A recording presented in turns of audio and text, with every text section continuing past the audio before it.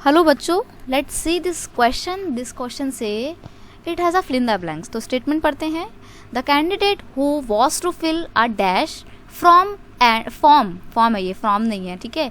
A dash form and give some money as security deposit. यानी कि अगर कोई भी मेंबर, कोई भी कैंडिडेट वोटिंग में खड़े होना चाहते हैं, मतलब एज अ कैंडिडेट खड़ा होना चाहते हैं, तो उनको एक फॉर्म फिल करना पड़ता है. तो उस फॉर्म का नाम क्या है? उस फॉर्म का नाम है नॉमिनेशन फॉर्म. ठीक है.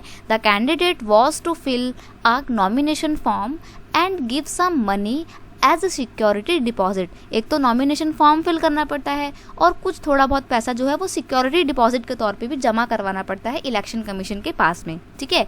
अब देखो, जो ये नॉमिनेशन फॉर्म फिल करते हैं इसमें क्या क्या होता है. इसमें उनकी पर्सनल डिटेल्स होती हैं. और अभी रिसेंटली में सुप्रीम कोर्ट ने ना ये फैसला सुनाया है कि नॉमिनेशन फॉर्म में जो भी कैंडिडेट खड़े हो रहे हैं ना, वो अपनी कुछ पर्सनल इन्फॉर्मेशन बताएंगे और वो पर्सनल इन्फॉर्मेशन पब्लिकली डिस्क्लोज भी होगी. अब नॉमिनेशन फॉर्म फिल करते समय उनको कौन कौन सी बातें बतानी पड़ती हैं जो पब्लिकली सबको पता लगती हैं, पब्लिकली सबके आके डिस्क्लोज होती हैं. तो सबसे पहली बात, सबसे पहली बात इन्हें बताना पड़ता है कि इनकी एजुकेशनल क्वालिफिकेशन क्या है, कहाँ तक पढ़े लिखे हैं. ठीक है.